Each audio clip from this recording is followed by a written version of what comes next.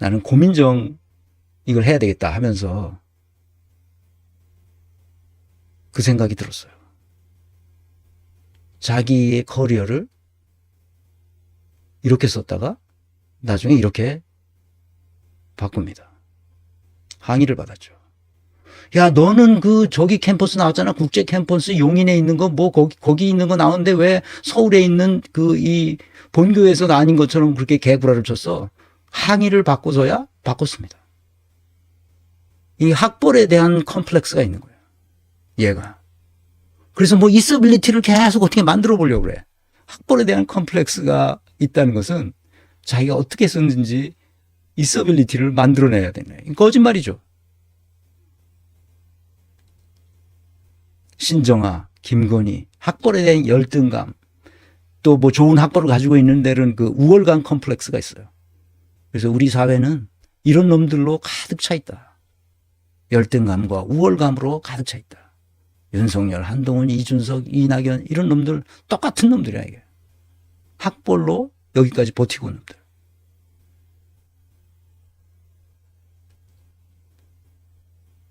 고민정이 이런 말을 합니다.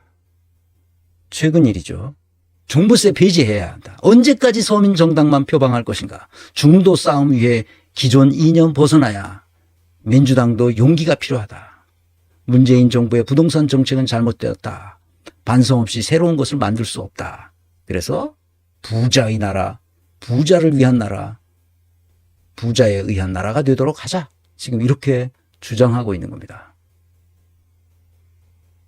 미쳤죠. 고민정은 종부세를 폐지해야 된다고 주장하고 있습니다. 당내에서는 발칵 뒤집혔죠. 국힘당으로 가라. 이 종부세는 2005년 노무현 정부에서 실시했습니다. 엄청난 반대와 그러나 부동산 시장 과열을 막기 위해서 부의 불균형을 해소하기 위해서 반드시 해야 된다고 생각하고 했어요. 여러 가지 이제 부작용이 있으니까 나중에 조금씩 고쳐서 여기까지 왔습니다. 근데 이걸 폐지한다고? 폐지하지면 누가 좋아지죠? 미친 거예요, 그러니까. 예, 국힘당으로 가야 됩니다.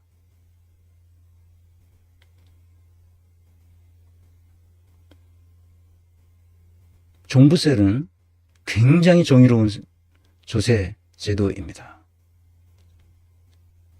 노무현이 이 불로소득에 대한 개념을 조금 알고 있었던 것 같아요. 그래서 불로소득 4부작을 보라고 내가 고민정애한테 권하고 싶습니다. 앤드류 세이어가 이게 제일 원서의 시간 순서대로 제가 배열합니다. 이 4부작을. 불로소득 시대 부자들의 정체. 이것은 전강수 교수가 대구 가톨릭대 명예교수이신데 우리 헨리 조지스트라고 하는데 헨리 조지의 영향을 많이 받으신 경제학자죠. 앤드류 세이어의 이 마지막 작품. 이게 은퇴하기 마지막 작품. 이 양반이 영국의 저명한 사회학자인데 사회여론, 정치경제학 교수를 쭉 해왔고 도덕경제에 관해서 오랫동안 연구했고 그래서 지금은 아마 은퇴하시면서 마지막으로 써낸 이 두꺼운 이 책, 600페이지가 넘는 이 두꺼운 이 책을 써냈어요. 결론이 이겁니다. 우리는 지금 이대로 살아갈 수는 없다. 이것이 가장 중요한 논점이다. 우리가 더 평등하고 공정하며 환경적으로 지속 가능한 사회를 만들고자 한다면 부자들뿐만 아니라 불평등과 무한한 복합 성장의 토대를 둔 경제체제도 감당할 수 없다. 자본주의가 지속 가능하다고 여기는 녹색 성장의 꿈은 평화를 위해 총을 팔아먹는 것과 마찬가지다. 우리는 끝없는 탐욕이 아니라 충분함을 토대로 작동하는 경제가 필요하다. 사회가 평등하면 평등할수록 모든 사람이 자신의 역량을 발전시키고 상호 존중과 공공선, 연대, 배려 등의 감각을 개발할 수 있으므로 그런 사회는 그 자체로 바람직하다. 이렇게 결론을 내고 있습니다. 이 사람들, 이런 지금 앞으로 소개할 4권의 책 4부작이니까 이거는 가이 스탠딩 교수는 기본소득 주장론자죠. 그래서 2016년에 앤드류 세이어 교수가 쓴 것은 2015년이고 그 여문책에서 나왔습니다. 2016년에 불로소득 자본주의가 원서가 나왔고 2019년에서 번역됐어요. 제가 그 몇 년 전에 이게 나왔을 때 바로 불로소득 자본주의 기본소득 때문에 그거를 봤는데 가이 스탠딩은 런던 대학에 있는 분이고요. 가치 모든 것 이것이 2018년에 나왔고 2020년에 번역됐는데 이분은 이탈리아 출신인데 영국에서 활동하는 학자입니다. 이분도 런던 대학에 소속되어 있는 거였어요. 마리아나 마츠카토. 이름만 봐도 이탈리아 사람 같죠? 마츠카토. 이게는 가치를 창조하는 게 있고 가치를 추출하는 게 있어요. 그러니까 이 짜내는 거죠. 짜내는 거예요. 이 짜내는. 이게 불로소득 하는 사람들은 다 빨대 꽂아서 빨아먹지 않습니까? 그걸 말하는 겁니다. 모든 것의 가치 또는 가치의 모든 것이라고 번역된 이거. 이 책은 정말 우리가 꼭 봐야 할 책입니다.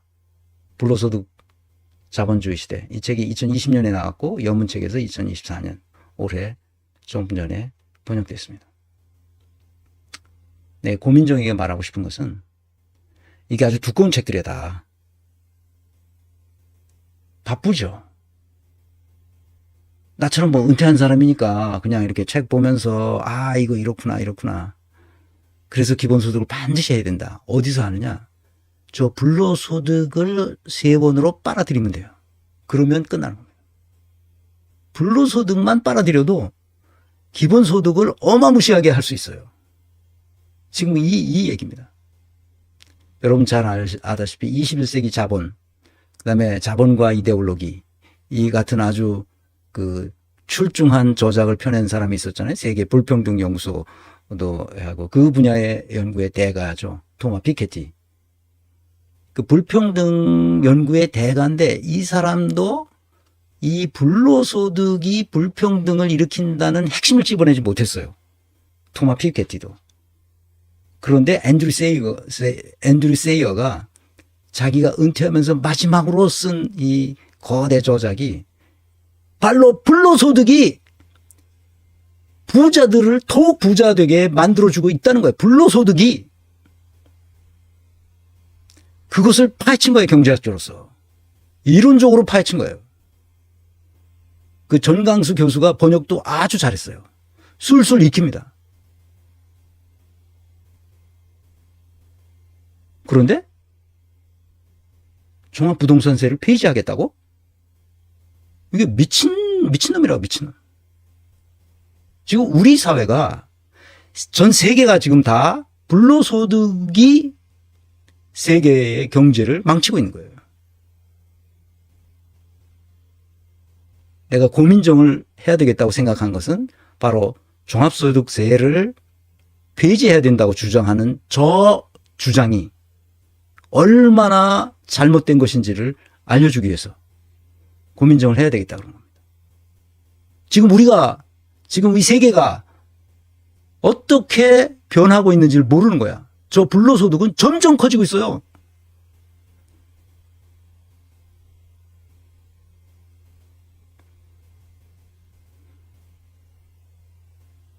우리가 정신 차려야 됩니다. 그래서 이런 애가 정치를 하지 못하도록 해야 돼요. 그래서 권민내가 필요하다고 내가 주장하는 거예요.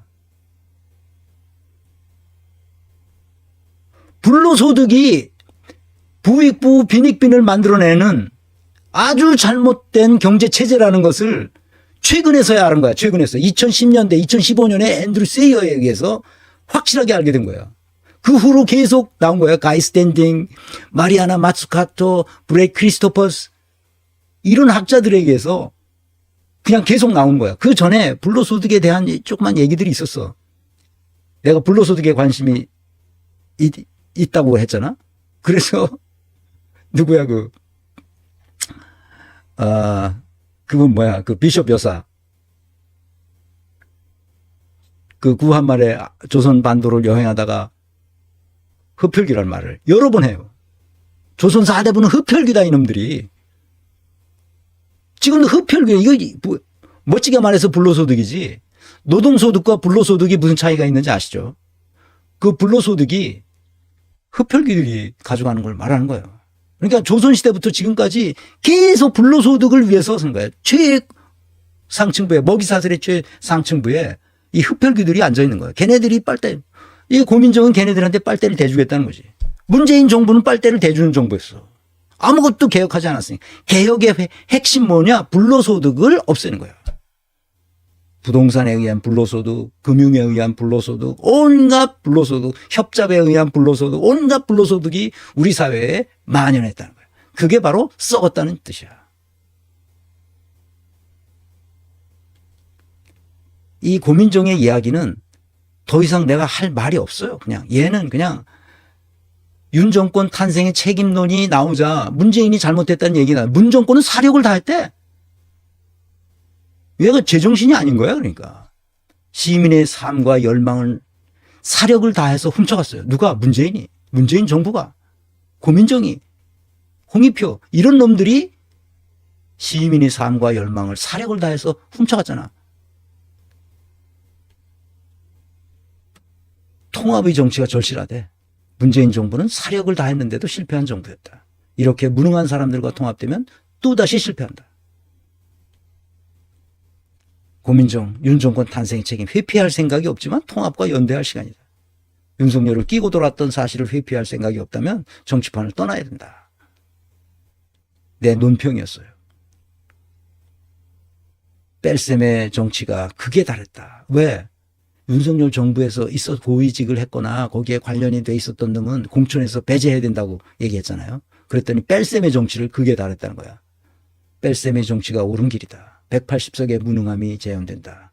너희들하고 같이 정치를 하면 지금도 상당수 남아있어요. 친문 세력이. 그 우상호나 그런 놈들이 다 그런 놈이었잖아요. 그런 놈들이 싹쓱 남아있어요. 지금 586 플러스 친문 세력, 민평연 세력. 지난 21대보다 조금 좋아졌지만 지금도 조심해야 된다. 언제 어떻게 배신할지 몰라요. 고민정이 말합니다. 윤석열은 믿어준 이 등에 칼을 꽂았다. 이렇게 말하죠. 그래서 친문 세력이 무능하다고 평가하는 겁니다. 믿었던 등에 칼을 꽂았어 윤석열이. 그런 놈을 몰라봤다는 거 아니야. 일반 시민들은 몰라볼 수 있지.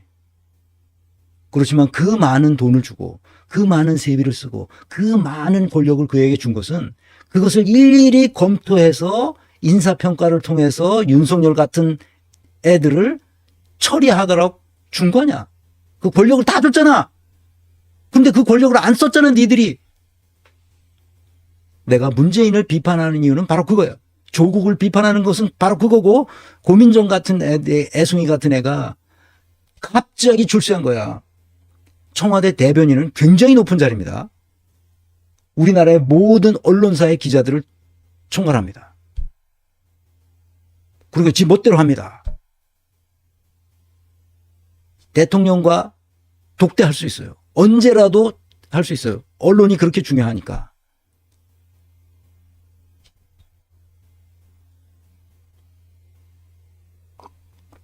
고민정이 제 위에 없는 겁니다. 지금. 미친 애예요. 자기가 말하면 된다고 생각하죠. 이런 애를 당원들이 글쎄 최고위원으로 뽑은 거예요. 미친 거예요. 그러니까. 그 사람 보는 눈이 그렇게 중요한 거야. 저 어리석은 애를 그렇게 뽑은 거죠. 이번에 재선했다고 더 가관이 된 거예요. 그래서 종부세를 폐지해야 된다고 이런 개소리를 하는 겁니다. 고민정이 어떤 사람인지 한국적 현실에 대한 고민정의 태도는 정말 가관이죠. 김우영이를 친문 세력이라고 생각했던 김우영이 완전히 진실을 말하자 강병원 은평구 을 지역구에 보내기 위해서 23년 12월 11일 월요일 오후 3시 41분에 자기다 페이스북에 글을 씁니다. 김우영은 안 된다. 김우영은 주의 조치를 했다. 이런 걸 씁니다. 그런데 동아일보에서 5시 10분에 동아일보 기사가 납니다. 자객 출마, 친명 자객 출마, 김우영의 주의 조치했다. 김우영은 강원도 도당위원장인데 왜 서울로 오냐? 말이 안 된다. 오면 안 된다. 거긴 강병원이 있었거든. 강병원을 보호하기 위해서 지금 얘가 이 짓을 하고 있는 거예요. 고민정은 그런 사람이에요. 자기가 먼저 쓰고 그것을 동아일보 기자한테 알려줘서 동아일보에 크게 나도록 만든 거죠. 그래서 김우영을 깎아내립니다. 자객 출마 김우영 주의 조치를 하면서 김우영은 그래서 은평 의뢰도전장을 내니까 강병원이 위험해지잖아. 은평구청장을 2번이나 한 사람이라고. 그리고 청와대 그 제도 개선 그 비서관도 했고, 제도 개혁 비서관도 하고, 정치 발전 비서관도 하고, 문재인 정부에서 그렇게 했던 사람이에요. 그런데 문재인 정부가 어떻게 됐느냐? 내가 그래서 다음 시간에는 김우영을 하려고 합니다. 정직하게 문재인 정부가 잘못한 것을 그 허재현 기자한테 그 인터뷰를 합니다. 무슨 잘못을 저지르냐? 비겁했다. 문재인이 비겁했다는 거야. 그러니까 이제 찍어 누르려고 고민정이 김우영을 어떻게든지 출마 못하게 하려고 이렇게 수작을 썼던 거죠. 시간을 보면 압니다. 그래서 페이북과 동아일보 기사에 시차가 약 1시간 반 정도 나는 거죠. 그 언론사를 끼고 김우영을 죽여야 되겠다고 생각한 거예요. 그래서 시간이 많이 갔습니다.